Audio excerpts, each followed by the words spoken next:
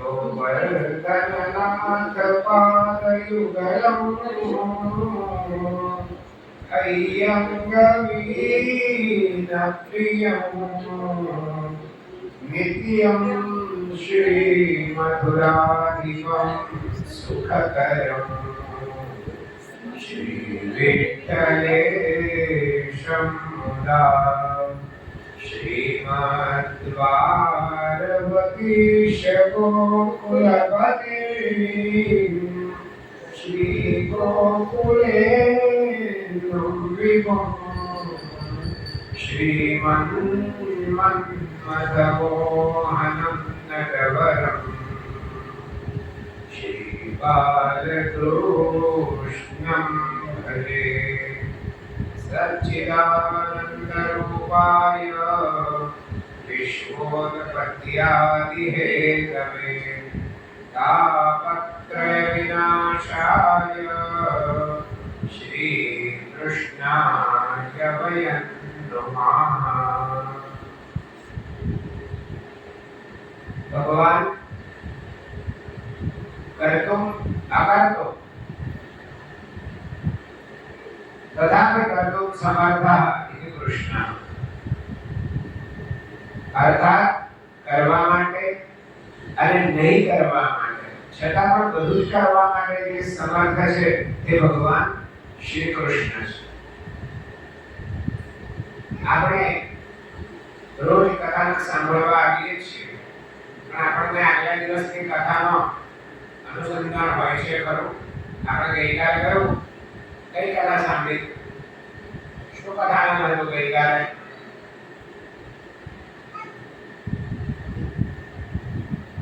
તો આજે ક્યાંની શરૂ થશે ખબર કેવી રીતે પડે? આપણે યાદ રાખવું હંમેશા પેલી તમે જો ટીવીમાં સિરિયલ જુઓ એમાં રિકેપ આવે, આમાં કઈ રિકેપ ના, આમાં તો આગળ જ થાય. એટલે આપણે એવું યાદ રાખવાનું કે આજે આ કથાને કાપ્યું એટલે આવતીકાલે એના અનુસંધાનમાં આગળ વાત થશે અથવા આગળની કથા આવશે. કોને યાદ છે? થોડી ઘણી કથા કોઈને યાદ છે ખરી? ધ્રુવની માતાજી સાથેનો સંવાદ, લક્ષ્મીજીનો સંવાદ. આપણે સંવાદ તો કરો પણ કથા કઈ? સંવાદ તો છે પણ એ સંવાદમાં ભગવાન લક્ષ્મીજીને કઈ કથા કરી ગઈકાલે? આ પછી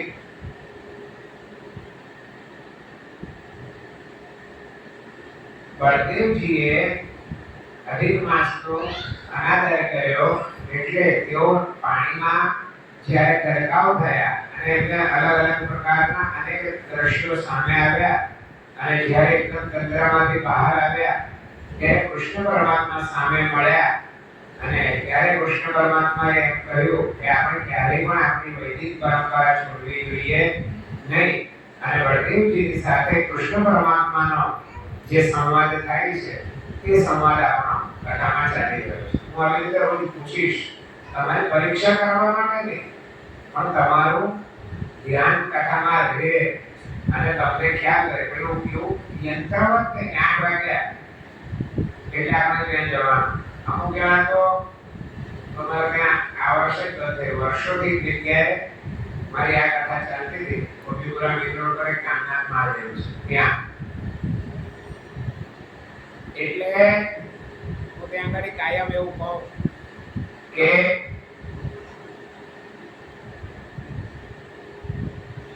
ત્યાં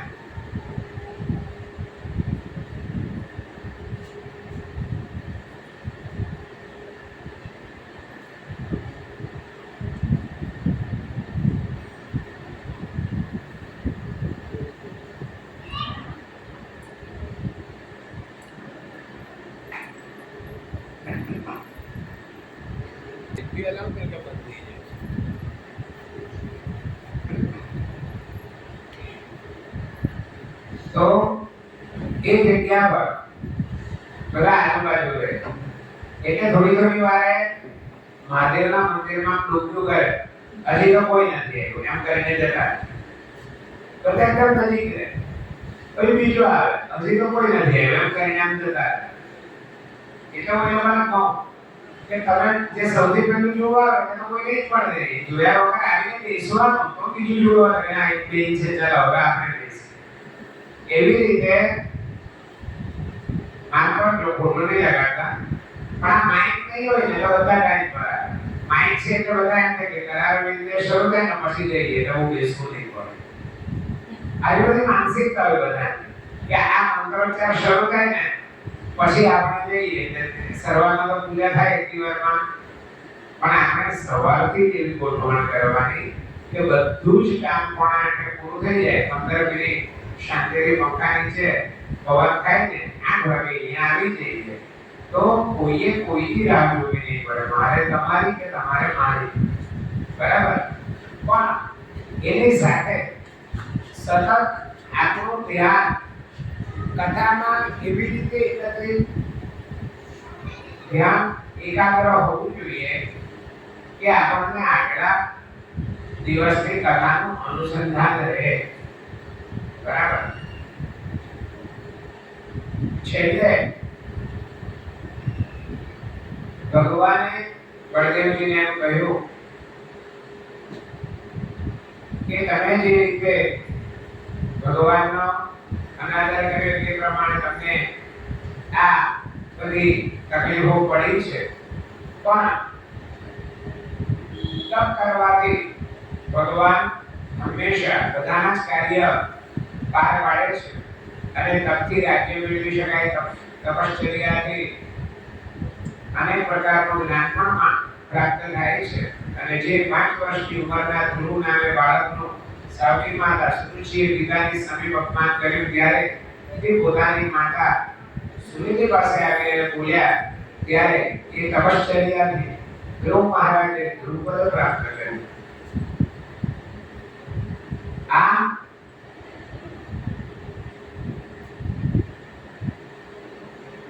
પોતાની માતા સહિત તે ધ્રુવ મંડળમાં ગયા. તપના પ્રભાવથી ઉત્તમ એવું ધ્રુવપદ પ્રાપ્ત કર્યું. ગંગાજી પોતે વાહન ભગવાનના અંકુશમાંથી પ્રગટ થઈ બ્રહ્માંડને ભેદી જે ધ્રુવ મંડળમાં પ્રાપ્ત થયા છે. અહીં શુદ્ધ ગંગાજળ વડે ધ્રુવજી સ્નાન કરે છે. તે ધ્રુવ બાળક ત્યાં પરમ વિષ્ણુની પૂજા કરતા ત્યાં સ્થિર થયા છે. તેમની માતા સુનિધિ પણ ત્યાં રહી પુત્ર સહિત આદરપૂર્વક હંમેશા મલમાસનું વ્રત વૈકુંઠ પ્રાપ્તિ માટે કરતા રહે છે. પૃથ્વી પર મલમાસમાં સ્નાન કરવાથી જેવું પુણ્ય પ્રાપ્ત થાય છે તેવું પુણ્ય અન્ય માસોમાં સ્નાન કરવાથી પ્રાપ્ત થતું નથી. માટે અધિક માસનું શુભ વ્રત જરૂર કરવું જોઈએ. ધ્રુવજીની માતા સુનિધિએ પૂર્વે એક સમયે પૃથ્વી પર મલમાસનું વ્રત કર્યું હતું. તે વ્રતના પુણ્યના પ્રભાવે તે સતીએ ધ્રુવજી જેવો પુત્ર પ્રાપ્ત કર્યો. જો તેમ ન હોત તો ધ્રુવજી જેવા ઉત્તમ પુત્રની પ્રાપ્તિ તેમને કેવી રીતે થશે? કારણ કે સત્પુત્ર એ તો કુળનો દીપક છે એવું મહર્ષિઓએ પણ કહેલું છે.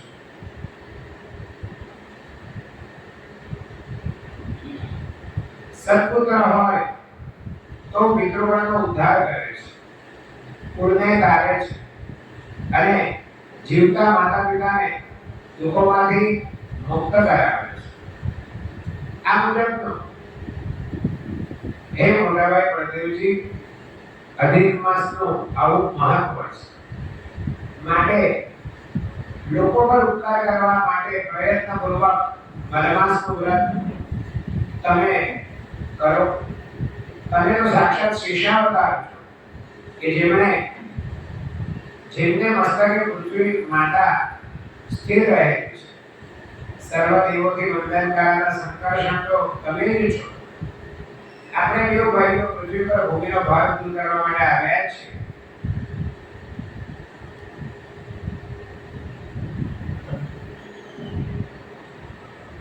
અને કાર્ય પૂર્ણ થતા પોતે ફરીથી જ્યાંથી આવ્યા ત્યાં જઈશું. સત્યયુગમાં મારા 4 અવતારો છે, ત્રેતાયુગમાં 3 છે દ્વાપર યુગમાં 2 અને કળિયુગમાં 1 અવતાર કહ્યો છે। હે ભાઈ, પૌરાણિક સમયમાં મુનિઓએ પુરાતન સમયના મુનિઓએ પુરાણોમાં જેવું કહ્યું છે તે મુજબ મુનિઓના વચનોથી બંધાયેલો હું વાંચું છું।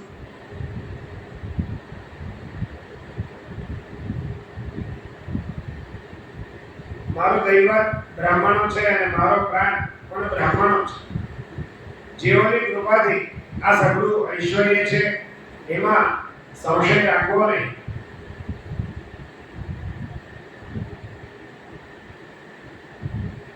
ગોકુળમાં યમુનાજીને તટે ક્રીડા કરતા મેં એકાંત સ્થળનો આશ્રય લઈ બળદેવજીના મુજબ સમજાવ્યા।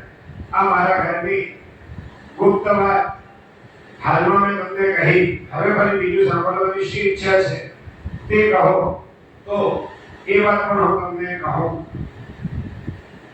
અને ત્યારે લક્ષ્મીજી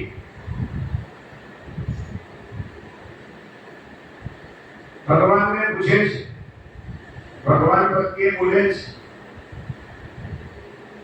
ભગવાન દેવ દેવેશ પુરાણ પુરુષોત્તમ યાચે હમ તે જગન્નાથ તદ્દેયમ વેનુકંપયા ये वृद्धा स्नान भीताश्च रोगाक्रांतानराश्च ये भावेनेदं च शृण्वन्ति मलमास कथानकम्।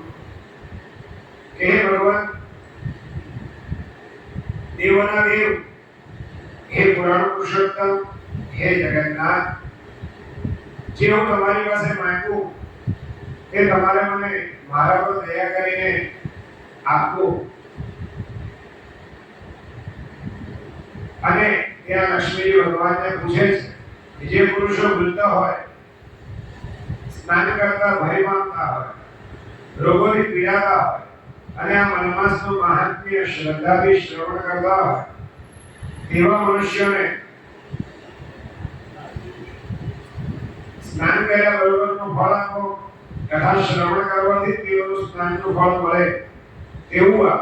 ત્યારે ભગવાન કહે છે કે આપણા દેવનો સંબંધ જેઓ શ્રદ્ધાપૂર્વક સાંભળે છે તેઓને પ્રાતઃકાળમાં ગંગાજીમાં સ્નાન કરવાનું જે પુણ્ય પ્રાપ્ત થાય છે એટલું જ પુણ્ય આ કથા સાંભળવાથી પ્રાપ્ત થાય છે।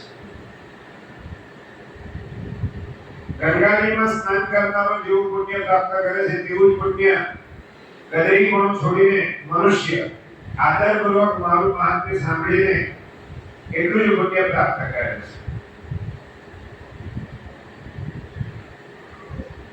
જેમણે વિત્તશાસ્ત્રે કહ્યું હોય મારી કથામાં શ્રદ્ધા છોડીને બીજી વિષય વાસનાઓની વાર્તાઓ કરી હોય તો તેવા મનુષ્યને મલમાસમાં સ્નાન કરવાથી શું ફળ પ્રાપ્ત થાય? જેમણે દેવતાઓની પૂજા કરી નથી, જેમણે માતા પિતાનું વાક્ય એટલે કે એમનું કહ્યું નથી તથા જેણે પોતાની ધર્મપત્નીનું પોષણ કર્યું નથી તેનું સ્નાન કરેલું વૃથા સમજ્યું, જેમણે બ્રાહ્મણો ઉપર દોષારોપણ કર્યું છે, જેમણે સાસુને અત્યંત કષ્ટ આપ્યું છે તથા જેમણે ગૌ માતાની પાસેથી ઘાસ હારી લીધું છે તેમને સ્નાન કરવાથી શું ફળ પ્રાપ્ત થાય? વિત્તશાસ્ત્રે પૃથવ્યૈશ્ય શ્રદ્ધાં त्यक्त्वा कथानके ઉદા વિષય વાર્તા યૈ સ્તૈઃ સ્નાતૈ કિમ મનુષ્ય દેવાન પૂજિતાયૈશ્ચ પિતરો નૈવ બાલિતો ભાર્યાન પોષિતાયેન તસ્ય સ્નાનમ વૃથા ભવેत् વિપ્રાશ્ચ દુષિતાયેન स्वसृष्टात्यंत पीडिता तृणहीना कृता गौर्यै तस्य स्नानेन किं शास्त्रमा आदि बात है। वित्त शाक्य नहीं है। वित्त शाक्य એટલે શું? બધા તો સમજવા જેવી વાત છે। કોઈ પણ પ્રકારની પૂજા હોય તેમાં સામગ્રી જોઈએ ને। કોઈ પણ પૂજા કરો તમારા ઘરે ભગવાન સત્યનારાયણની કથા રાખો તો કઈ કઈ વસ્તુ જોઈએ? સામાન્ય બધું જે પૂજામાં જોઈએ એ તો જોઈએ જ. પણ સાથે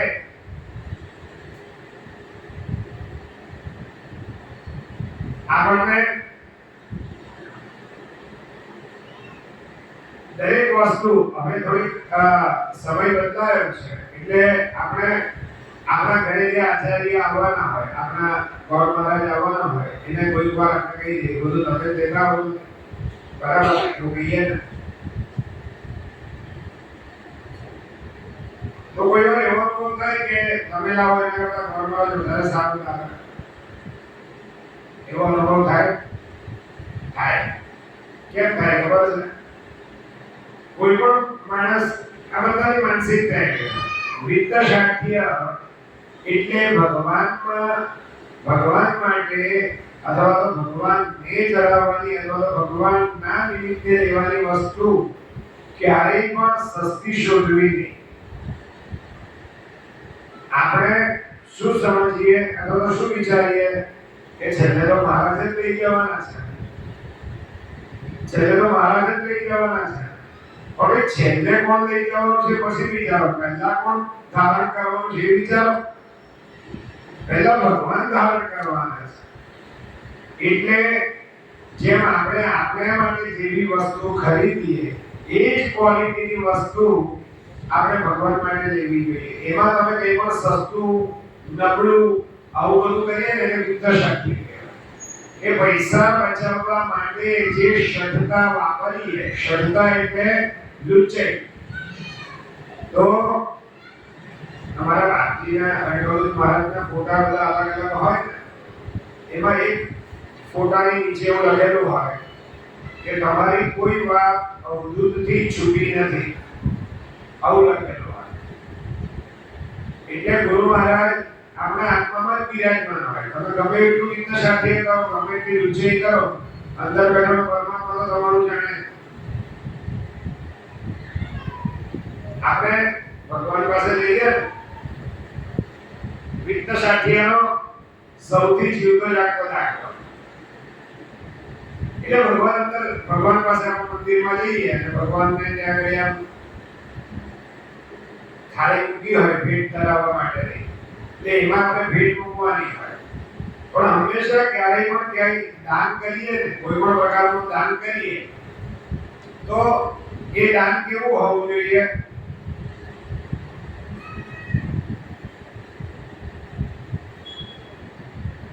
આપણી શક્તિ મુજબનો હોવો જોઈએ. અર્થાત કે તમારું જેટલું સામર્થ્ય હોય ને એમાં જેટલું મેક્સિમમ હોય તે કરવાનું હોય, મિનિમમ હોય તે ના કરવાનું. મિનિમમ કરો ને એટલે વિત્ત શક્તિ કહેવાય. દાખલા તરીકે ભગવાન પાસે આપણે ભેટ મૂકવાની છે. ભગવાન સામે તો તમારી સામર્થ્ય જાણે છે, તમારી શક્તિ કેટલી છે. એટલે આપણા ઉપરના હિસાબથી આ નોટની થપ્પી બહાર કાઢીએ એટલે બહુ બધી પ્રકારની નોટ હોય. એટલે 500 ની જતી રહે, 200 જતા રહે, 100 જતા રહે, 50 જતા રહે, 20 જતી રહે તો 10 ની હોય તો. અને પછી છેલ્લા 10 રૂપિયા આપણે ભગવાન પાસે મૂકીએ એટલે ભગવાન વિચારે કે આની તો પહેલી જ નોટ મૂકવાની તાકાત છે, છતાં એને છેલ્લી નોટ કાઢીને મૂકી. એટલે ભગવાન શું કરે પછી? ફાર્મ હાઉસ, બંગલો, 3 BHK, 2 BHK લે 1 BHK આવું કરે. એટલે કહેવાનું તાત્પર્ય એવું છે, આ તો સમજવાની વાત છે. ભગવાનને માટે તો ભગવાન એવું જ ઈચ્છે કે બધા ફાર્મ હાઉસમાં રહે. પણ જેણે જેવું કર્મ કર્યું હોય તે તેટલું જ પ્રાપ્ત કરે. શુચિરામ શ્રીમતામ કેહે.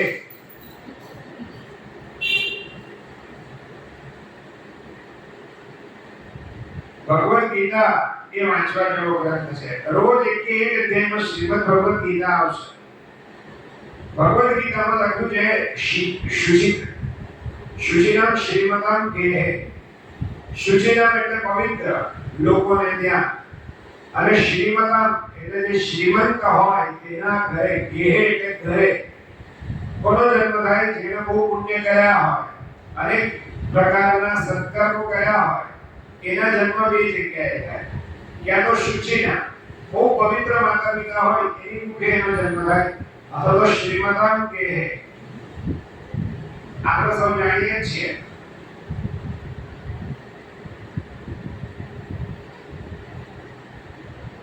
કે પૈસાદારને ત્યાં જેનો જન્મ થાય એના માટે આપણે કહીએ ને કે કેટલો ભાગ્યશાળી છે. અમુક પ્રશ્નના જવાબ આપણી પાસે હોય છે. માણસનો જન્મ સારો કે કૂતરાનો જન્મ સારો? માણસનો. તમે કોઈ દિવસ હવે બંધ છે પણ મકઈ પુલના રસ્તા પરથી આમ રંગ ઉપરથી ગાંધીજીના પુતળા તરફ કોઈ દિવસ એસબીઆઈ તરફ ગયા છો? ચાલુ હતો રસ્તો ત્યારે ચોક બજારમાં મકઈ પુલ રંગ ઉપર છે ત્યાંથી તમે આમ ગાંધીજીના પુતળા તરફ સ્ટેટ બેંક તરફ જાઓ ને એટલે લેફ્ટ હેન્ડ સાઈડ પર ફૂટપાથ પર બધા ભિક્ષુકો સૂતેલા હોય. એ ફૂટપાથ પર ભિક્ષુકો સૂતેલા હોય રાત્રે. પણ છે તો માણસ હવે એ લોકો ત્યાં સૂતેલા હોય અને આ બાજુથી BMW કે ઓડી ની પાછળની ગાડીમાંથી કોઈ ડોબરમેન કે આશેષન કૂતરો ડૂબડું કરીને ઓડીમાં જતો હોય અથવા તો BMW માં પસાર થતો હોય તો પેલો ફૂટપાથ પર સૂતેલો માણસ સુખી કે પેલો BMW માં ફરે કૂતરો સુખી? તો સારું પણ સારો જન્મ પણ બંને યોગ ભ્રષ્ટ. પેલો માણસ હોવા છતાં એને રહેવાના ઠેકાણા નથી એટલે યોગ ભ્રષ્ટ અને BMW માં ફરે છે પણ છે તો કૂતરો જ એટલે એ પણ યોગ ભ્રષ્ટ. જેને જેવા કર્મ કર્યા હોય એવી એવો જ જન્મ મળે ને એવું જ સુખ મળે. એટલે સુખ પ્રાપ્ત કરવા માટે પણ સીધો ઘણીવાર આપણે એમ કહીએ કે ગણપતિ દાદા વિઘ્ન કરે પણ અને વિઘ્ન હરે પણ વિઘ્ન કરે જ નહીં, ખાલી હરે. તમારા વિઘ્નો દૂર કરે. તમને કઈ વિઘ્ન કરે નહીં. તમારા મા બાપે તમને કોઈ ચાલો વિઘ્ન ઊભું કર્યું એ તો આખા જગતના બાપજીઓ શું કામ તમને વિઘ્ન કરે? તમારા માટે કોઈને જમીન છે? જમીન ખેતી છે કોઈને?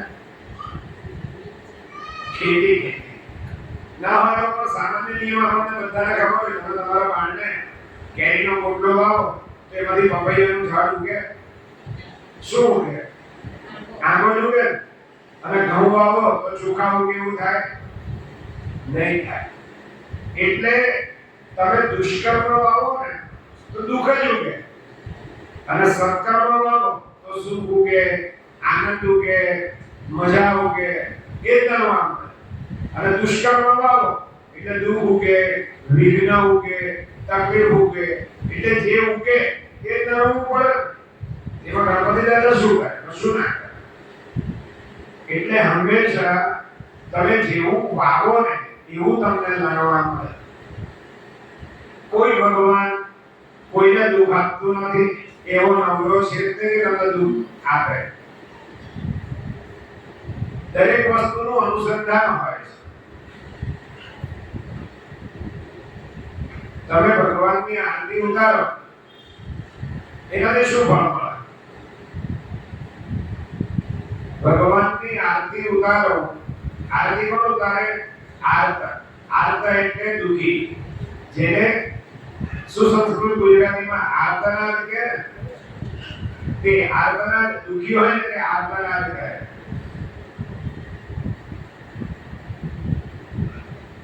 કૂતરાને વાગે ને પછી જે એના મોઢામાંથી અવાજ નીકળે ને એને આર્તનાદ કહેવાય. તો આરતી ઉતારીને ભગવાનનું દુઃખ લઈ લેવાનું છે. કેવું દુઃખ? વૈકુંઠથી તમે અહીંયા રોજ બોલાવો રાધા પુરુષોત્તમને એટલે ત્યાંથી આપણે દૂરથી આવે તો થાકી જાય. એટલે એમને આવવાનો જે શ્રમ લાગ્યો હોય એ આરતી ઉતારીને એ શ્રમ લઈ લેવાનો. એટલે પ્રતિકાત્મક રૂપે આરતી ઉતારીને તમે એમનો શ્રમરૂપી દુઃખ તો લઈ જ લો છો. એટલે એમની પાસે શું છે? શું બોલવાનું તો સમજ પડે કે તમને હું કહું છું કે સમજ પડે. એટલે આરતી ઉતારીને શ્રમરૂપી દુઃખ તમે લઈ લો. તેમની પાસે તો સુખ જ હોય છે.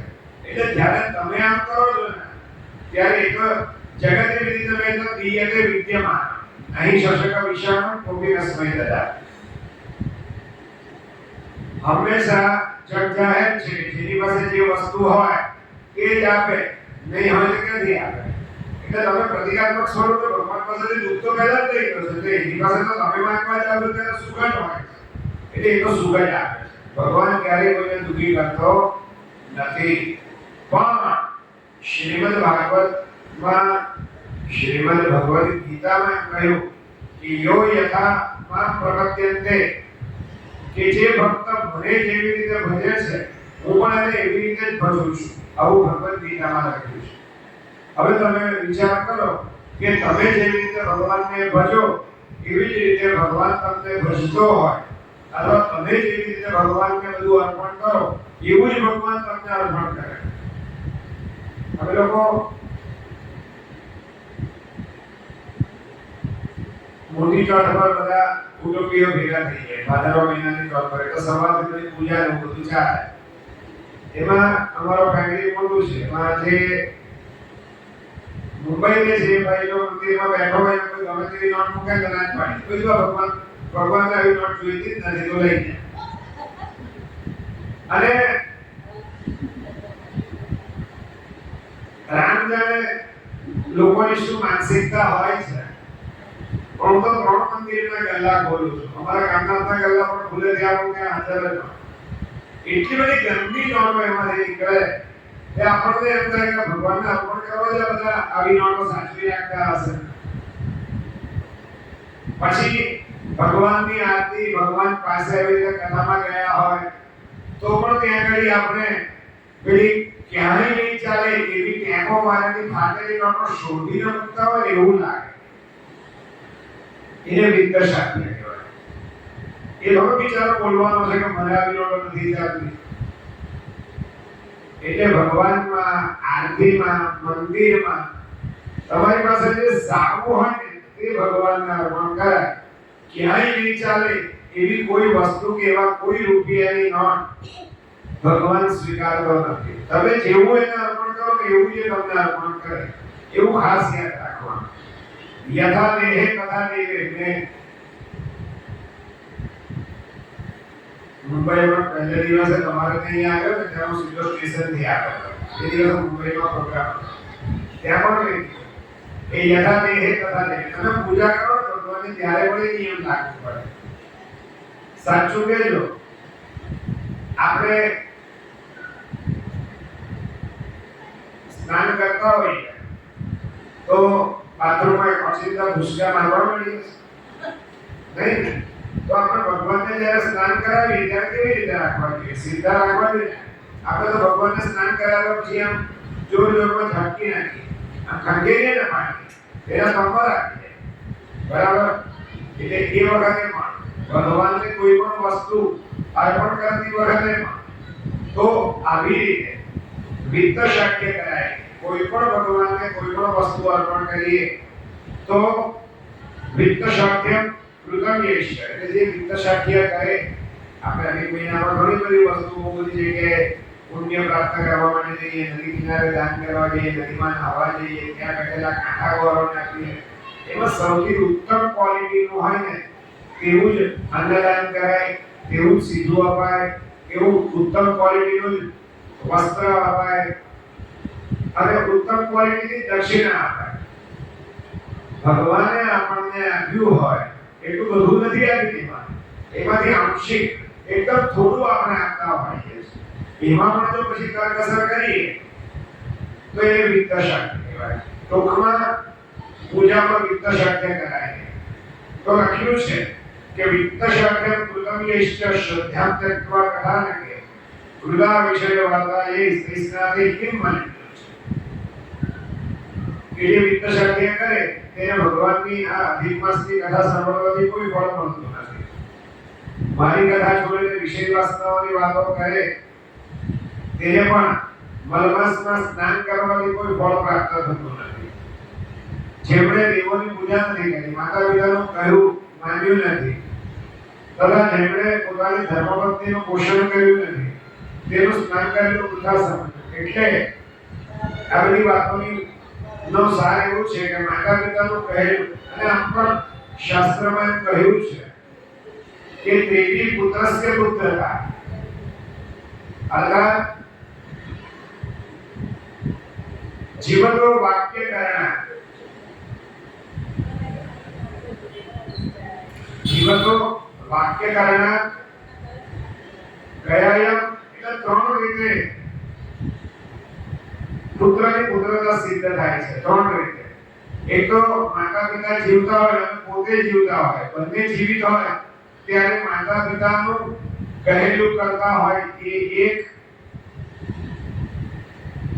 માતા પિતાનું ગુજરી ગયા પછી કયાતીમાં શ્રાદ્ધ કરવું તે બે અને ભૂલી ભોજન એમના મૃત્યુ પછી દરેક તિથિએ બ્રહ્મભોજન અથવા તો બ્રહ્મભોજન નિમિત્તે સીધું આપવું તે ત્રણ ત્રિભી પુત્રસ્ય પુત્રતા એમ લખ્યું છે કે આ ત્રણ કર્મ કરવાથી પુત્રની પુત્રતા સિદ્ધ થાય છે એટલે અહીંયા લખ્યું છે બીજું કે ધર્મપત્નીનો અનાદર નહીં થાય એટલે વારે ભૂગી લો વારે શું સમજ પડે એને એવોઇડ કરો તો એ પણ બહુ મોટું પાપ અહીંયા ગણ્યું છે જેમણે બ્રાહ્મણો પર દોષારોપણ કર્યું છે જેમણે સાસુને અત્યંત કષ્ટ આપ્યું છે સ્વસૃષ્ટ અત્યંત પીડિતા હવે એમાં તો કઈ હું એનાલિસિસ કરવા જેવું હોતું નથી આત્મા જાનાતી પાપ ગઈકાલે કીધેલું ને કે પોતાનો આત્મા જ જાણી શકે કે કોણે કેટલું પાપ કર્યું છે એવી આ વાત છે કે જો સાસુઓને અત્યંત કષ્ટ આપ્યું હોય અને જેમણે ગૌ માતાની પાસેથી ઘાસ લઈ લીધું હોય તેને પણ આ મલમાસની કથાથી કોઈ પુણ્ય પ્રાપ્ત થતું નથી તેમને સ્નાન કરવાથી પણ કોઈ ફળ પ્રાપ્ત થતું નથી જેમણે શ્રાદ્ધ કર્યું નથી ન શ્રાદ્ધમ ન શિવે ભક્તિ ન દાનમ અંકુદીનયો જેમણે શ્રાદ્ધ નથી કર્યું જેમણે ભગવાન શંકરની ભક્તિ નથી કરી પાંગડા અને બીજું મનુષ્યને દાન આપ્યું નથી તથા જેને જીવ હિંસાનો ભય નથી તેવાને સ્નાન કરવાની કોઈ ફળ મળતું નથી શિવજીની ભક્તિ ભક્તિ શૂલી વાંછા સત્ય સંગમે પરગુણે પ્રીતિ ગુરવ નમ્રતા વિદ્યાયામ વ્યસનમ સ્વયોશિરતિ લોકાપવાદાન ભયમ ભક્તિ શૂલી શક્તિરાત્મદમને સંસર્ગ મુક્તિ ખરે યે શ્વેતે નિવસંતિ નિર્મલ ગુણા તેભ્યો નરેભ્યો નમઃ કેવા માણસને નમસ્કાર કરાય આપણે વાંછા સજ્જન વાંછા એટલે ઈચ્છા કેવી ઈચ્છા રાખવી જોઈએ તો કે સજ્જન સંગ વાંછા સજ્જન સંગમે પરગુણે પ્રીતિ સજ્જનોનો સંગ કરવો જોઈએ ત્યાં બીજો પ્રશ્ન એવો પણ થાય કે ભાઈ સજ્જન કોને કરવા બરાબર સત્કર્મ કરતા અને મનવાણી અને કર્મથી તેમજ તન ધનથી કોઈને કોઈ પણ પ્રકારની પીડા નહીં આપતા હોય તેને સજ્જન કહેવાય એટલે સજ્જનનો સંગ કરવો પરગુણે પ્રીતિ બીજામાં સદગુણ હોય તો એના સદગુણ પ્રત્યે પ્રેમ કરો સદગુણે પ્રીતિ ગુરુ નમ્રતા ગુરુ એટલે ગુરુ મહારાજનો ખરા પણ ગુરુ એટલે વડીલો પ્રત્યે નમ્રતા રાખવી ગુરુ નમ્રતા વિદ્યાયામ વ્યસન વ્યસન શેનું હોવું જોઈએ વિદ્યા હંમેશા વિદ્યા પ્રાપ્ત કરવા માટેનું વ્યસન રહેવું જોઈએ સ્વયોશિરતિ પોતાની જ ભક્તિને પ્રેમ કરવો જોઈએ અને ભક્તિએ પોતાના જ પતિને પ્રેમ કરવો જોઈએ તો સ્વયોશિરતિ લોકાપવાદાન ભયમ લોકોમાં અપવાદ ઊભો થાય એવું કોઈ કાર્ય કરાય નહીં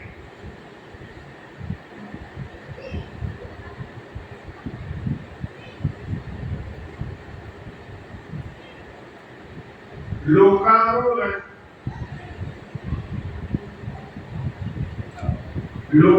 મનોરંજન માટે સીતાનો પણ ત્યાગ કરવો પડે તો હું કરીશ, આવું વચન રામજીએ વશિષ્ઠજીને કીધું. 14 વર્ષનો વનવાસ પૂરો થઈ ગયો.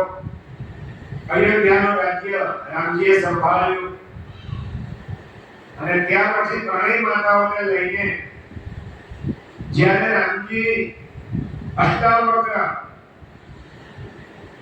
મુનિના આશ્રમમાં ઋષ્યશૃંગ પર્વત પર ગયા અને ત્યારે વશિષ્ઠજીએ રામજીને પત્ર વ્યવહાર કર્યો અને પત્રમાં લખ્યું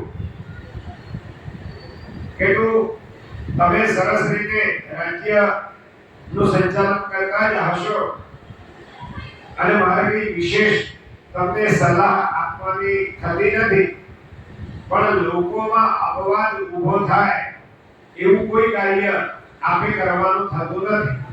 આવી સલાહ ત્યાંથી મોકલાવી. તેના જવાબમાં રામજીએ વશિષ્ઠજીને એમ કહ્યું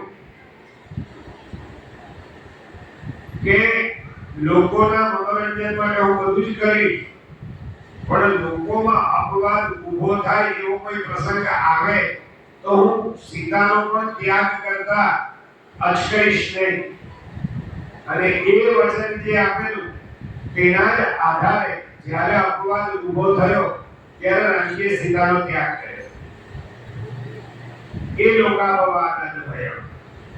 મેં ગઈકાલે તમને વાત કરેલી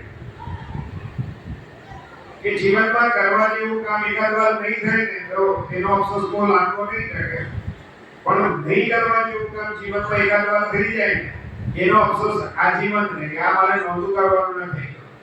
એ લોકાપવાદ. ટૂંકમાં ન કરવા જેવું કામ. અત્યારના છોકરાઓ એવું કે દુનિયાથી શું ડરવાનું, સમાજમાં એવું ને તો દુનિયાથી ડરવું જ પડે. લોકોમાં અપવાદ ઊભો રહે ને એનો ભય સમાજમાં રહેવું હોય તો રાખવો જ પડે. લોકોમાં આપણી આબરૂ જાય એવા કોઈ કાર્ય કરાય નહીં. ત્યાં એવું લખ્યું છે કે લોકાપવાદ ભય, લોકોમાં ઊભો થતો અપવાદનો ભય જેને હોય તેવા. ભક્તિ શૂલી. ભક્તિ કોને કરવી તો કે શૂલી. શૂલી એટલે જેના હાથમાં ત્રિશૂળ છે, જેના હાથમાં ત્રિશૂળ છે તેની ભક્તિ કરવી. એટલે કોણ? બંને શિવ અને શક્તિ બંનેના હાથમાં ત્રિશૂળ છે. એટલે ભક્તિ શૂલી. શિવની પણ ભક્તિ કરવી અને માતાજીની શક્તિની પણ ભક્તિ કરવી. ભક્તિ શૂલી શક્તિરાત્મક. તમારે હંમેશા તમારી પાસે જો શક્તિ હોય તો આત્મા તત્વમાં વાપરવાનો. તમારી ભૂલ ક્યાં છે તે શોધવાનું, બીજાની ભૂલ નહીં શોધવાની. ભક્તિ શૂન્ય શક્તિરાત્મક. તમારે સંસર્ગ મુક્તિ કરે. મૂર્ખાઓની દોસ્તી જેટલી બને એટલી જલ્દી છોડી દેવાની. સંસર્ગ મુક્તિ કરે. હંમેશા જો તમે મૂર્ખોના સંસર્ગમાં આવ્યા હોય તો એમાંથી જલ્દી મુક્ત થવાય તે માટેનો વિચાર કરવો. અને યેશુએ તે દિવસ અંત્યે મલગુના આવા બધા ગુણો જેનામાં રહેલા છે તેવા મનુષ્યો નમસ્કારને યોગ્ય છે. શું કરવાનું તો કે સજ્જન સાથે મિત્રતા, બીજાના ગુણોમાં પ્રીતિ, વડીલો પ્રત્યે નમ્રતા, વિદ્યાનું વ્યસન રાખવું, પોતાની ભક્તિમાં પ્રેમ રાખવો, લોકોમાં ઉભા થતા અપવાદનો ભય રાખવો, શક્તિ પોતાના આત્મદમન માટે વાપરવી, જેના હાથમાં ત્રિશૂળ છે એવા શિવ શક્તિની ભક્તિ કરવી, મૂર્ખોની સંગતિથી દૂર રહેવું અને આવા બધા લક્ષણો અથવા તો આવા સદગુણો જેનામાં હોય તેભ્યો નરેભ્યો નમઃ એવા મનુષ્યો નમસ્કારને પાત્ર છે. આવી વાત એ સુભાષિતમાં કહેલી છે. જે અહીંયા કે જેમણે શ્રાદ્ધ નથી કર્યું, ભગવાન શંકરની ભક્તિ નથી કરી, પાંગડા અને દીન મનુષ્યને દાન નથી આપ્યું, તથા જેને જીવ હિંસાનો ભય નથી તેવાને આ અધિક મહિનામાં કોઈ પણ પવિત્ર સ્થળે સ્નાન કરવાથી કોઈ ફળ પ્રાપ્ત થતું નથી. એટલે ઘણીવાર એવું હોય ને કે ભગવાન નદીમાં સ્નાન કરવાથી પવિત્ર થઈ જવાય, ગંગાજીમાં સ્નાન કરવાથી પવિત્ર થઈ જવાય, પણ એમ પવિત્ર નથી થઈ જવાતું. શું લખ્યું છે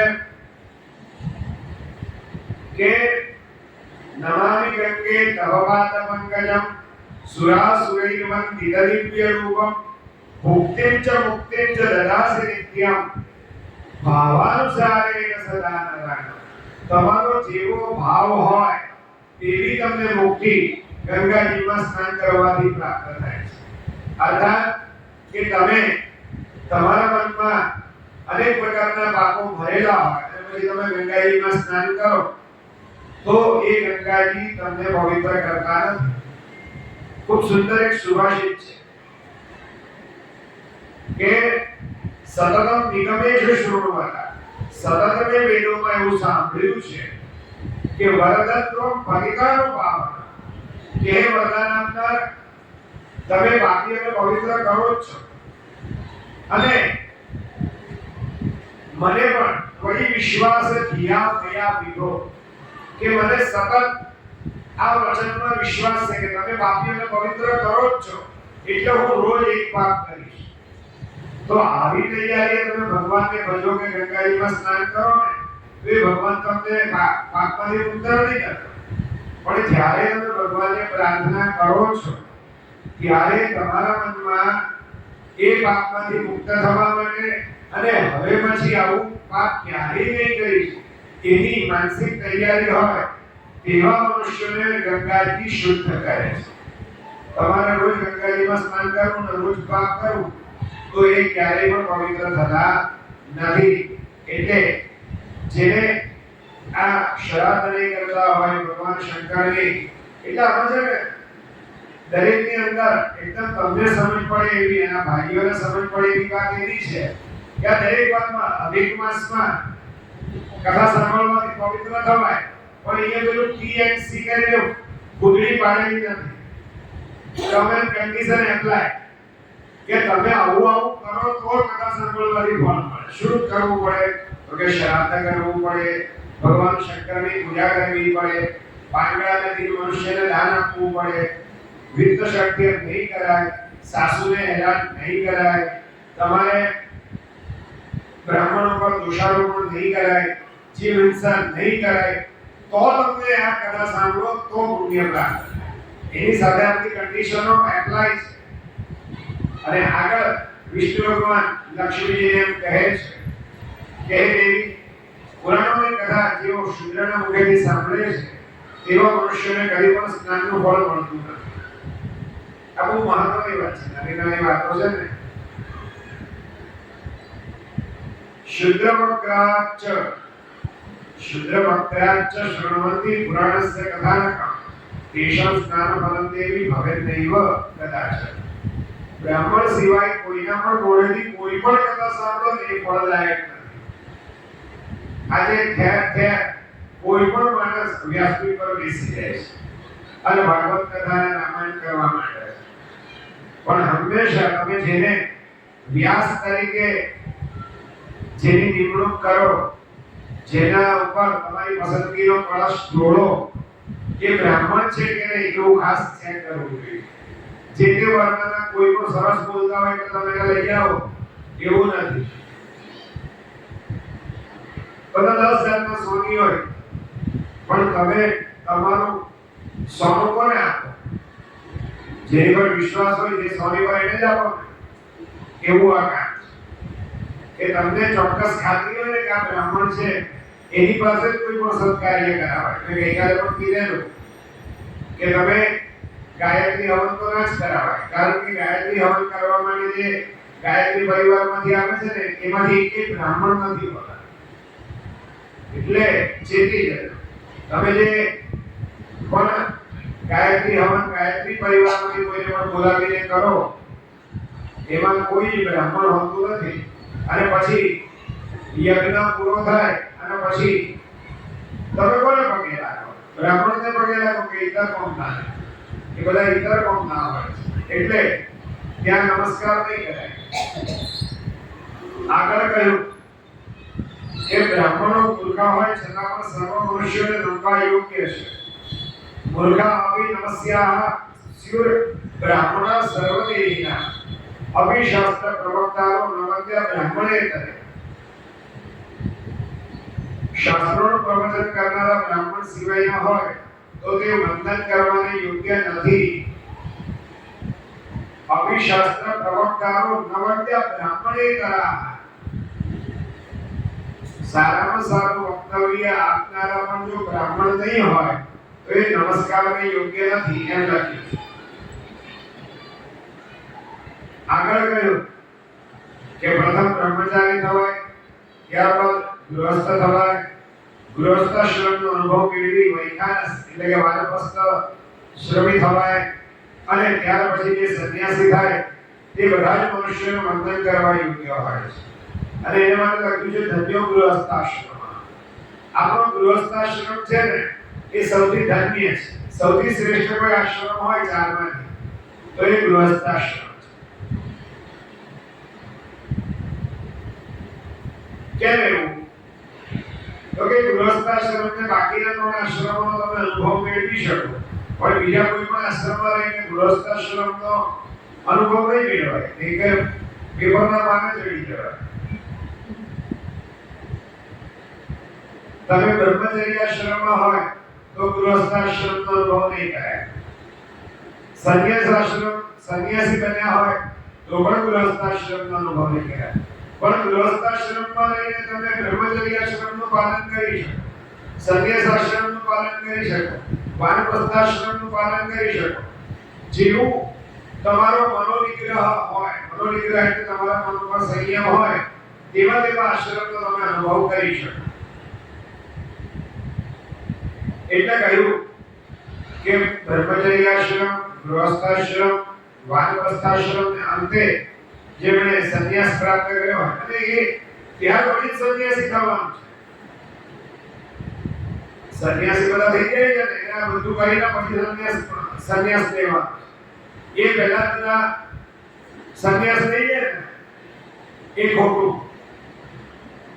આ એનો આડકતનો ઈશારો છે કે સંન્યાસી બનવા માટે ગૃહસ્થાશ્રમ પછી સંન્યાસ આશ્રમ લો તો તમને કોઈ પણ પ્રકારનો વિકાર પ્રાપ્ત થતો નથી.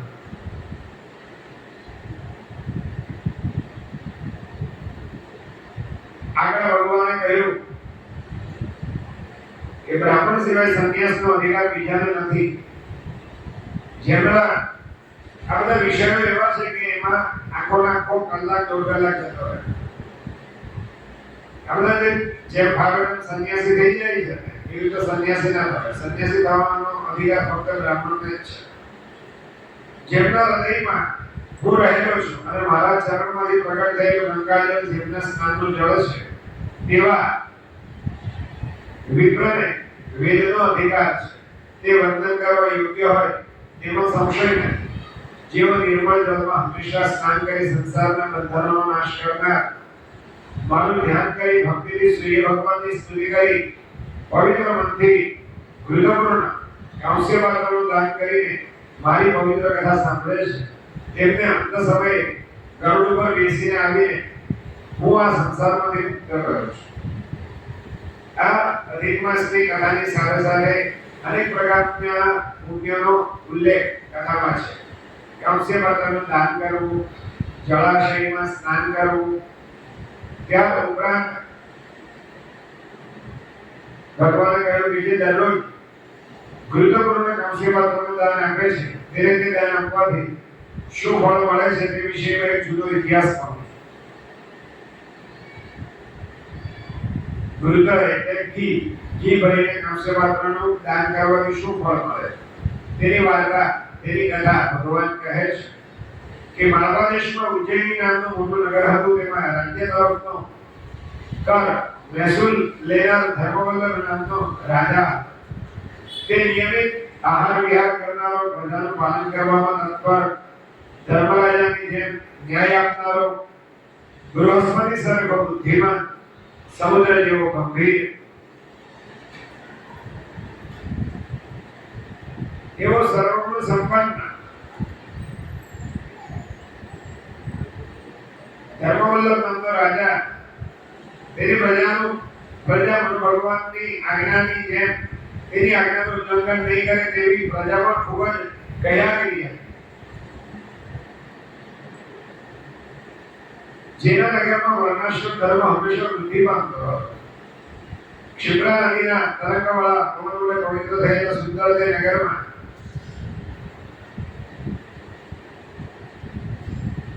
બધા જ પ્રકારના માનવ સુખેથી રહેતા હતા.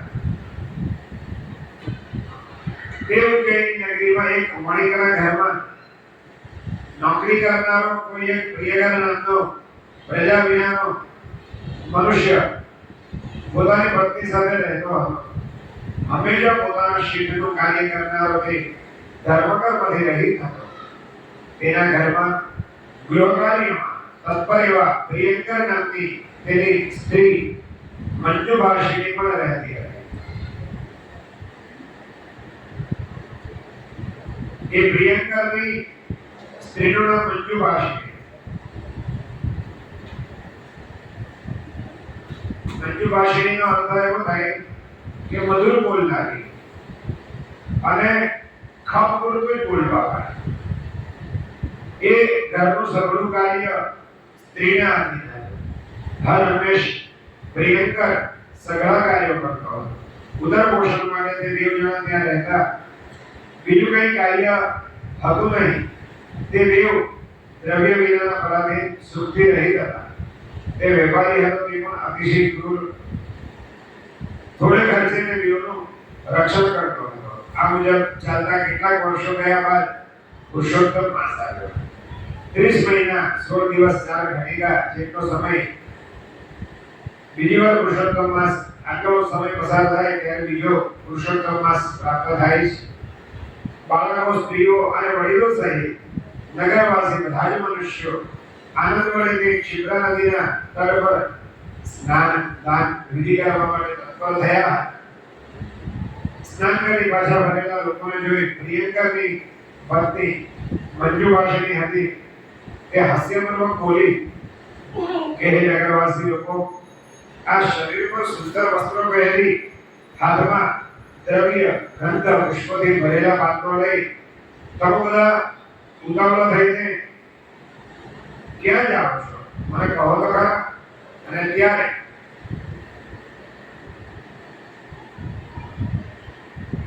નગરના લોકો બોલ્યા કે અરે આ પુરુષોત્તમ માસ છે એવું તું જાણતી નથી, જેમાં સ્નાન દાન ઉત્તમ કથા શ્રવણ પૃથ્વી ઉપર શયન કરવાનું વ્રત પરોપકાર સેવા કર્મદાન બ્રાહ્મણનું પૂજન અને તુલસી પીપળો વગેરે વૃક્ષો તથા ગાયો એમની પ્રદક્ષિણા કરવાથી મનુષ્યો વૈકુંઠને પ્રાપ્ત થાય છે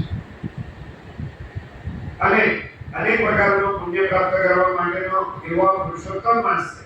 તો આ વાત તું જાણતી નથી? અને ત્યાં સુધીની શર્મકારી વિષ્ણુદેવ કહે છે કે આ મુજબનું બધી વાતો સાંભળી તે મંજુ ભાષિણી પોતાના ઘરે જઈ પોતાના પત્નીને નિર્મળ વચનથી કહેવા લાગી કે હે સ્વામી, મેં સુખ પ્રાપ્ત થાય અને પુણ્ય પ્રાપ્ત થાય તેવું વ્રત મેં કેમ કર્યું નથી? તેમજ નોકરપણામાંથી મુક્ત કરે તેવું પુણ્ય તમે પણ શા માટે નથી? મલમાસમાં જેમણે નદીમાં સ્નાન કર્યું નથી, શ્રેષ્ઠ બ્રાહ્મણોને યથાશક્તિ દાન આપ્યું નથી અને પરમાત્માની કથામાં મન પણ પરોવ્યું નથી, તે તો મનુષ્ય જન્મ પ્રાપ્ત થયા છતાં પણ વ્યર્થ જ ગુમાવ્યો છે. અને આવું બધું કહીને મંજુ ભાષિણી મનમાં ખૂબ જ પશ્ચાતાપ કરવા લાગી કે નક્કી હું તો કામમાંથી હણાઈ ગઈ છું. પરંતુ હે સ્વામી, તમારા સમાગમથી સુખ થાય એમ લાગે છે. તમે અને મેં હંમેશા પરાધીનતામાં સમય પૂરો કર્યો છે. બહાર જવાલાયક શરીરે પહેરવાનું વસ્ત્ર નથી, સારું અન્ન ભોજન કરવા માટે ભોજન કરવા માટે મને પૂછ્યું પણ નથી. પરમાત્માના સ્મરણ વિનાનો આપણા બેનો જન્મ નિરર્થક કર્યો. ત્યારે પ્રિયંકા કહે છે કે અરે પ્રિય, મારી હયાતી છતાં તું આ બધું શું બોલે છે? જીવતો મનુષ્ય સેંકડો પ્રકારે કલ્યાણ કરી શકે એવું મેં સાંભળ્યું છે. કોઈ બ્રાહ્મણે મને કહ્યું કે હે દાસ, આ તારા ગ્રહો પાપી અને પાપદાયક હોવાથી અનુકૂળ નથી, તેથી આજે તારું સુખ ચાલ્યું ગયું છે. હવે પછી જરૂર તારી ગ્રહ દશા અને અંતરદશા પણ દાસપણું છોડશે અને અનેક પ્રકારના ભોગ ભોગવાવે તેવી શુભ આપનારી થઈ છે. ગ્રહો રાજ્ય આપે છે અને રાજ્ય હરી પણ દે છે. ગ્રહ રાજ્યમ પ્રયચ્છન્તિ, ગ્રહ રાજ્યમ હરંતિ ચ. ગ્રહિસ્તુ વ્યાપિતં સર્વં त्रैलोक्यं सचराचर. જે કોઈ નહીં કરાવે તે ગ્રહ કરાવે.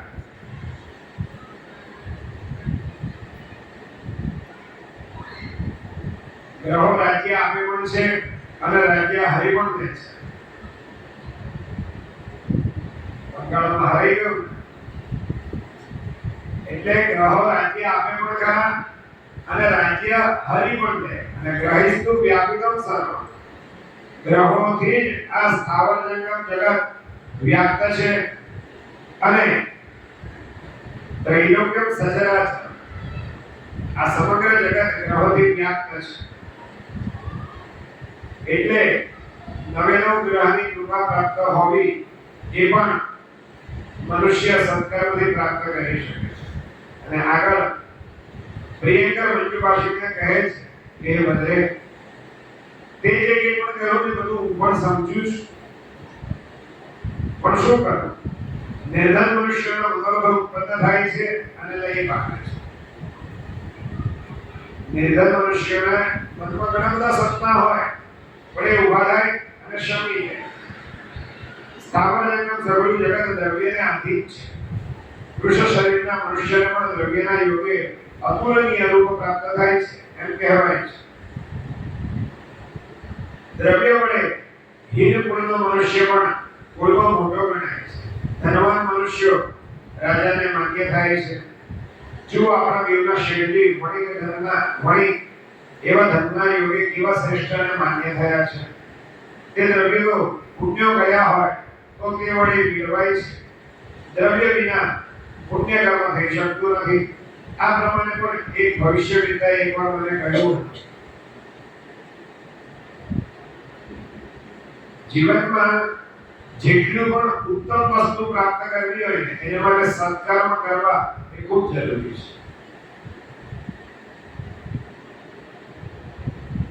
તમે મન વાણી અને કર્મથી અને તન મન ધનથી જો કોઈનું ગુરુ નહીં કરો તો ભગવાન ક્યારેય પણ તમારું ગુરુ કરતો નથી.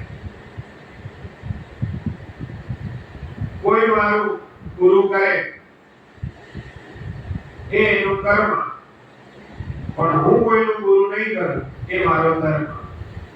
આવું જે સમજે તેને ક્યારેય પણ કોઈ દુઃખ પડતું નથી. એટલે હંમેશા મનથી આપણે કોઈનું પણ ગુરુ કરીએ તો ભગવાન તો જુએ જ. મારે વાત કેવી છે આનાથી જુદી. આમાં એમ કહ્યું કે ધનવાન મનુષ્યો કુલ મુખ્ય ભવદ્રવ્ય કુલ હીનો વિમાનવ દ્રવ્યોને દ્રવ્યાઢ્યાન નિર્મમાન્યાસ્યો યદાનો સ્વામ્ય મણી. અને સુભાષિતોમાં પણ કહ્યું છે કે સર્વે ગુણાકાંચનમાશ્રય. એ બધા જ ગુણો પૈસાદાર મનુષ્યો સર્વે ગુણાકાંચનમાશ્રય. જેની પાસે બહુ રૂપિયા હોય ને એ જ ગુણવાન અને એ જ કુલી, એટલે કે કુળોમાં ઉચ્ચ એને જ ગણવામાં આવે છે. ભાગવતજીમાં જુદું લખ્યું છે. સકલ ભુવન મધ્યે નિર્ધનાઃ તેતિ ધન્યાઃ. સમગ્ર જગતમાં નિર્ધનાઃ તેતિ ધન્ય, જે નિર્ધન છે એ પણ ધન્ય છે. પણ ક્યારે? નિવસતિ હૃદયેશમ શ્રી હરે ભક્તિ, જેના હૃદયમાં ભક્તિ રૂપી નિવસતિ હૃદયેશમ, જેના હૃદયમાં એક ભક્તિ ભગવાન શ્રી હરિ પ્રત્યેની ભક્તિ જેના હૃદયમાં હોય છે, એ નિર્ધન હોવા છતાં ધન્ય છે.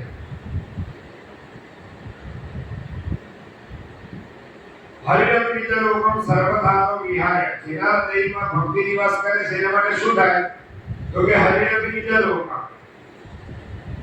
ભગવાન શ્રી હરિ પોતાનું વૈકુંઠ છોડીને બીજા લોકમ વિહાય, વિહાય એટલે છોડીને પ્રવિશતિ હૃદયેશમ, જેના હૃદયમાં ભક્તિ નિવાસ કરે તેના હૃદયમાં ભગવાન શ્રી હરિ પ્રવેશ કરે.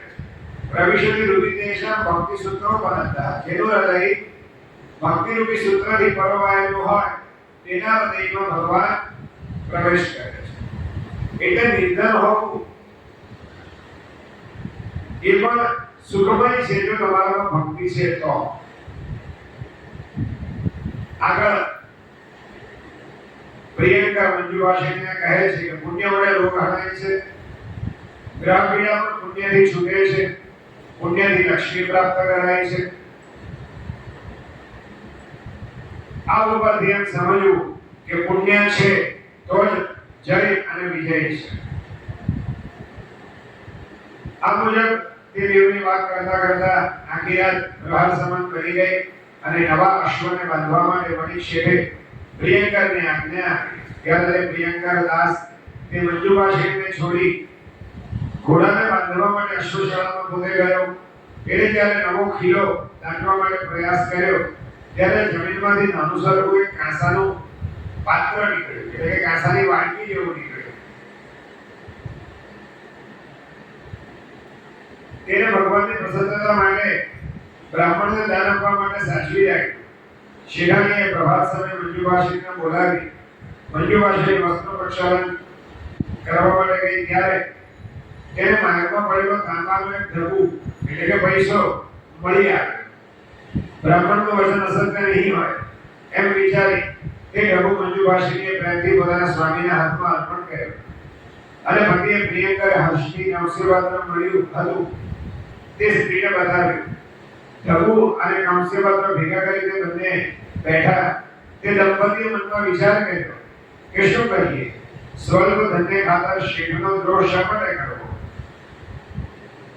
હે મંજુભાષિની, આપણે દેવજન ઉદર પોષણ માટે નોકરી કરવાથી પ્રતિજ્ઞા લઈ વચનબદ્ધ થઈ રહેલા છીએ કે જે કંઈ આપણે મેળવીએ તે તો શેઠનું જ ગણાય, એમાં સંશય નથી.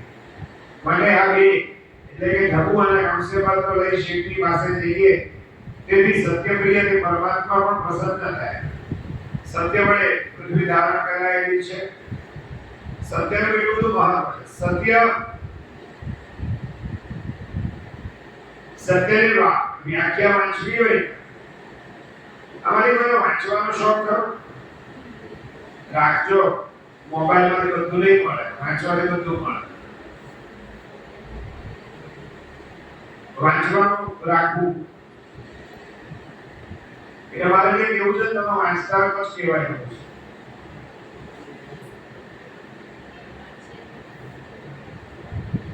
આપણે બધા ગુજરાતી છે પણ ગુજરાતીનો સૌથી મોટો શબ્દકોશ કયો એ કોઈને ખબર છે?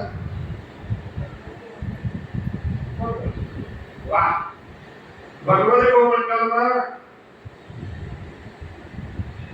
કે અમે મોબાઈલ પર બી મળે છે. તમે મોબાઈલ વાપરતા હોય તો એમાં ભગવદ ગોમંડલની એપ્લિકેશન, એમાં તમે સત્ય શબ્દનો શોધવાનો અને સત્યના બહુ બધા અર્થો છે. એમાં 8મા નંબરનો જે શબ્દ છે ને એ વાંચો.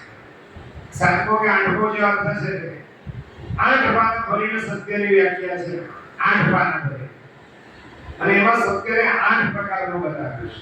મધ્યસ્થી સત્ય, સત્યથી પર સત્ય, સત્યથી અપર સત્ય, આવા 8 પ્રકારના સત્ય છે. તો સત્ય માટે મંજુભાષીને પ્રિયંકા કહે છે આજે 16 સંસ્કાર આવે એમાં મોટા સંસ્કારમાં પણ સત્ય બોલવાના સંસ્કાર છે. એને ઉપદેશ આપવામાં આવે ત્યારે એમ કહેવામાં આવે કે સત્ય બોલવું જોઈએ. પણ સત્ય બોલવા માટે તાકાત જોઈએ. સાચું બોલવું હોય તો આપણામાં જીગર જોઈએ. એટલે એનો બીજો ઉપાય એવો છે કે જૂઠું નહીં બોલવાનું. એટલે સત્ય આપોઆપ બહાર આવે. એનું ઊંધું કરાય. સત્ય બોલવાનું અઘરું પડે ને તો જૂઠું નહીં બોલવાનું. અને સત્ય બોલવાનું આવે ત્યારે ચૂપ રહેવાનું. એટલે બંને વસ્તુ જળવાય. એટલે પ્રિયંકરે મંજુભાષીને કહ્યું કે સત્ય પ્રિય પરમાત્મા પણ પ્રસન્ન થાય. સત્ય વડે પૃથ્વી ધારણ કરાયેલી છે. સત્ય વડે સૂર્ય તપે છે. સત્યથી બધું સંચાલન થાય છે અને બધું સત્યમાં રહેલું છે. સર્વમ સત્ય પ્રતિષ્ઠિત. બધું સત્યમાં રહેલું છે. આ મુજબની દ્રઢ બુદ્ધિવાળા તે બેઉ જણ શેઠની પાસે ગયા અને બોલ્યા કે હે સ્વામી, આ બે વસ્તુઓ અમને મળી આવી છે, તેમનો આપ સ્વીકાર કરો. જબુ અને કામસે પાત્ર જોઈ શેઠજી તે બેઉને કહેવા લાગ્યા કે હું તમારા બંને ઉપર ખૂબ પ્રસન્ન થયો છું અને તમારા સત્કારમાંથી પણ હું પ્રસન્ન થયો છું. અને પ્રસન્ન થયેલા તેમને પાછા આપ્યા. વારંવાર મનમાં વિચાર બાંધ્યો કે આ બેઉ ધન્યવાદને પાત્ર છે. આજથી હવે પછી આ બેઉ મારા વિશ્વાસને પાત્ર છે. કરજદારને વિશ્વાસના જેવું બીજું કોઈ આભૂષણ હોતું નથી. છુપામાં છુપું મારું સર્વસ્વ, તે બંનેથી કંઈ પણ છુપું નથી. આ મુજબ હસ્તી શેઠને પસંદ કરીને બંને પતિ પત્ની પોતાના સ્થાને ગયા. રાત્રિ વીતી ગઈ. પુનઃ જાગ્યા. હવે તે મંજુભાષીએ પ્રિયંકાને કહ્યું કે ના, જો આપની ઈચ્છા હોય તો આજે ક્ષિપ્ર નદીમાં સ્નાન કરવા માટે હું જાઉં.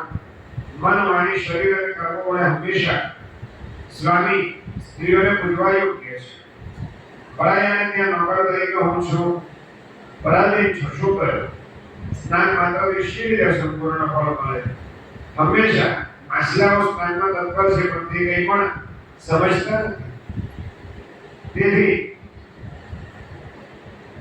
કંઈ પણ લઈ હું જળ સમીપે તીર્થે જઈશ અને બ્રાહ્મણોને દાન આપી તરત પાછી આવીશ. સર્વ પ્રકારના આભૂષણોથી યુક્ત પોતાના બાળકો સહિત બધા જ તીર્થ પર જાય છે. જતા જતા તેઓ દેવોના મનને હરે તેઓ કૃષ્ણ ભગવાનના ચરિત્રવાળું ભજનો ગાય છે. હે નાથ, એક સ્ત્રી સુવર્ણના શિરાવાળી, રૂપાની ખરીવાળી, ઉત્તમ તાંબાની પીઠવાળી આસના, દૂધ દોહી દેવાના પાત્ર સહિત એવી વાછરડાવાળી ગાય બ્રાહ્મણને દાન આપવા માટે સાથે લઈને જાય છે. તો બીજી કેટલીક સ્ત્રીઓ હાથમાં અક્ષત પાત્ર લઈ આનંદયુક્ત થઈ આ લોકમાં અને પરલોકમાં શ્રેષ્ઠ ફળ પ્રાપ્ત કરવા માટે પોતે મેળવેલા પૈસાથી ખરીદી લીધેલી તેવી જ બીજી અનેક ગાયોને બ્રાહ્મણોને દાન આપવા માટે સાથે લઈ જાય છે. આ પ્રમાણે તો પોતાની સ્ત્રીએ કહેલું વચન સાંભળી નમક પાપનો નાશ થાય તે માટે પ્રિયંકરે મંજુભાષીને આજ્ઞા આપી તે બદલે હાલમાં મળી આવેલું કાંસ્ય પાત્ર અને એ જે ઢબુ હાથમાં લઈ ગયા અને દાન સત્કાર પામેલા નાગરિક લોકો બ્રાહ્મણોને મોટું ધન આપે છે. તેથી બધા જ બ્રાહ્મણો હવે તો સંતોષ પામી ગયા. તારું આ સ્વલ્પ દ્રવ્ય કયો બ્રાહ્મણ ગ્રહણ કરશે? કોઈ પણ ઉપાયે સ્નાન કરી દાન આપેલું સત્વરે મારી પાસે ચાલી આવ. આ પ્રમાણે કહી સ્વામી તેને આદરપૂર્વક સ્નાન કરવા માટે મોકલી. નગરની બધી સ્ત્રીઓ સાથે તે નદી પર ગઈ અને તેને પવિત્ર જળમાં સ્નાન કર્યું. મલમાસમાં પવિત્ર તીર્થમાં પૂર્ણિમા તિથિ ચંદ્રવાર એટલે કે સોમવાર વ્યતિવાદ યોગ પ્રાપ્ત થયો હતો. તેવા યોગમાં તે મંજુભાષીને સ્નાન કર્યું. ત્યાર પછી લોકોની સાથે મહાકાલેશ્વર ભગવાન શંકરના દર્શન કરવા માટે ગઈ. મહેશ્વર દેવને જોઈ દંડવત નમસ્કાર કર્યા. કેટલાક પુરુષોએ આપણે પુષ્પો હાથમાં લઈ કલ્યાણની ઈચ્છા રાખતી મંજુભાષીની ત્રિશૂળ ધારણ કરનાર દેવોના દેવ ભગવાન શંકરની મનોવડે સ્તુતિ કરી અને ત્યાં ભગવાન શંકરને નમસ્કાર કર્યા. નમઃ શિવાય શાંતાય પાર્વતી પતયે નમઃ ત્રિશૂલધારિણે નેત્રે જગદાંબતયે નમઃ. આ ભગવાન શંકરની અનેક શ્લોકોથી સ્તુતિ સ્તુતિ કરી અને ત્યારબાદ ભગવાનને નમસ્કાર કરવાના ભાવથી ભગવાનને નમસ્કાર કર્યા અને અનેક શ્લોકોથી ભગવાનના અલગ અલગ સ્વરૂપોનું વર્ણન કરી મોક્ષ સ્વરૂપ એવા ભગવાન શંકરને પ્રણામ કર્યા. સુતજી શબ્દગાદી ઋષિમુનિઓને કહે છે કે આ પ્રમાણે સ્તુતિ કરી ભગવાન શંકરને પ્રણામ કરી તે પુરાણી બાબા કથા વાંચતા હતા ત્યાં ગઈ તેને ઢબુ કાંસે પાત્રનું દાન આપ્યું. ત્યાં ઉત્તમ કથા થતી હતી તે તેણે શ્રવણ કરી. આ મુજબ સર્વકાળ મનુષ્યોએ કરુણાસાગર ભગવાન શંકરની સહર્ષ પૂજા કરવી જોઈએ. દર્શન કરતા જ તેમણે મંજુ ભાષિતને જ્ઞાનચક્ષુ દેખાયા. મલમાસમાં નિર્મળ જળમાં સ્નાન કરવાથી, દાન આપવાથી અને તપ કરવાથી મોટું પુણ્ય પ્રાપ્ત થાય છે. તે પુણ્ય જેને પોતાનો ભાગ્યથી કરી લેવાની અભિરુચિ હોય તે જ મેળવી શકે છે.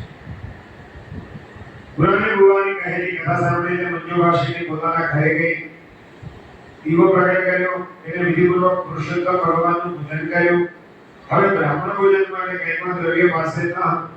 તેથી આકુળ વ્યાકુળ મનવાળી એવી તેને રાત્રિએ ઘરમાં નિદ્રાધીન થઈ ભગવાન શંકરે પ્રેરેલા નંદીએ સૂક્ષ્મ રૂપ ધારણ કરી મંજુ ભાષિકના ઘરમાં પ્રવેશ કરી કિંચિત દ્રવ્ય એક જગ્યા પર પોતાના સ્વામીની ગાયનું વાછરડું બાંધવા માટે ઘરના ખૂણામાં ગઈ. ત્યારે નંદીએ મૂકેલું ધન જોયું અને તે તેણે ગ્રહણ કર્યું. પ્રિયંકરે પોતાના શેઠની પાસેથી ધન મૂક્યું અને કહ્યું કે હે નાથ, મારા ઘરમાં જમીન પર આ પડેલું હતું. તે ધનના માલિક તમે છો, માટે તમે આ ધનને ગ્રહણ કરો. વૈશ્યંકરે પણ તે ધન જોઈ આ મારો નથી એમ વિચાર કરી અત્યંત પ્રેમાળ થઈ ફરીથી પ્રિયંકરને પાછું આપ્યું અને કહ્યું કે આ તો તારા ભાગ્યના યોગે તને પ્રાપ્ત થયું છે. આ કઈ મારા માલિકીનો આ ધન નથી, એટલે એ બાબતમાં મારે અસત્ય બોલવું એ અયોગ્ય છે. અને કહ્યું કે પ્રિયંકર તું આ ધન ખૂબ આનંદપૂર્વક સ્વીકાર કર અને એનો જે વિનિયોગ કરવો હોય તે તું કરી શકે છે. અને એને વેપાર કરવા માટે પણ છૂટ આપી કે આટલું બધું ધન તને મળ્યું છે તો તું કઈ બીજો વેપાર શરૂ કરવાની ઈચ્છા રાખતો હોય તો પણ તું કરી શકે છે. આ પ્રમાણેનું વચન સાંભળી સ્ત્રી સહિત પ્રિયંકર નંદીએ આપેલું તે ધન લઈ પોતાને ઘેર ગયો. કાંસાના 30 પાત્રો દ્રવ્યથી વેચાતા લીધા અને તેની સ્ત્રી આદરપૂર્વક મલમાસમાં પ્રતિદિન એક પાત્રનું દાન બ્રાહ્મણને આપ્યું. પોતાના પતિની આજ્ઞાથી અમાવાસ્યાના દિવસે વ્રત કર્યું. ત્યારે તે ગર્ભિણી થઈ. તેણે 10 માસે પુત્રને જન્મ આપ્યો. પુરુષોત્તમ ભગવાનની કૃપાથી તેનું વાંચિયાપણું દૂર થયું. તેની તે પુત્રનું નામ પુરુષોત્તમ એવું રાખ્યું. પુરુષોત્તમ ભગવાનની પ્રીતિ માટે તેણે ઉત્તમ પ્રકારનું વ્રત કર્યું, ઘણું ધન મેળવ્યું અને તે દેવનું દાસ્યપણ એટલે કે દાસપણું દૂર થયું. અને એક દિવસ મંજુ ભાષિકનો પુત્ર એકાએક અગ્નિમાં પડી ગયો. ત્યારે પુરુષોત્તમ ભગવાને આવીને તરત પોતાના હાથો વડે તે પુત્રનું અગ્નિથી રક્ષણ કર્યું. તે સમયે 4 ભુજાવાળા પુરુષને લોકોએ જોયા. પુરુષોત્તમ ભગવાનને પુત્રનું રક્ષણ કરવા માટે આવેલા સાંભળી તે બંને ખૂબ જ સંતોષ પામ્યા. ઘણા ભોગો ભોગવી અંતે તે બંને મોક્ષપદને પ્રાપ્ત થયા. અને સુતજી મહારાજ ત્યાં શબ્દગાદી ઋષિમુનિઓને કહે છે કે હે સાધો, આ પ્રકારના મનવાસ સંબંધી લોકોએ કહેલા પ્રાચીન ઘણા વ્રતો છે જે પાપને હરનારા, સુખ આપનારા અને મોક્ષની ઈચ્છાવાળાને મોક્ષ આપનારા છે. તે હું કહું છું તે તમે સાંભળો. આમ જે પુરુષો મનને સ્થિર કરી આદરપૂર્વક મનમાં ભગવાનની કથા શ્રવણ કરે છે અને પ્રતિદિન મનમાં સેવા કરે છે તેમનું 30 માસમાં વાણી કાયા મનથી કરેલું ઘણું મોટું પાપ પણ 30 દિવસોમાં નાશ પામે. ये शृण्वन्ति सादरं हरिकथां कृत्वा स्थिरं मानसं मानसेऽस्मिंश्चमनिम्लुजे प्रतिदिनं यैसेव्यते मानसे त्र्यंशन्माससमुद्भवं बहुतरं वाक्काय चित्तार्जितं त्रिंशद्भिर्दिवसैः प्रयाति विलयम् तेषां महत्पादकम्। जय जय श्री ब्रह्म संहितायां वैयासिक्या पुरुषोत्तम महात्म्ये नमसे वार्ता संपूर्ण जान निर्गुण नाम चतुर्थः। श्री कृष्णार्पणमस्तु। श्री राधा पुरुषोत्तम देव की जय।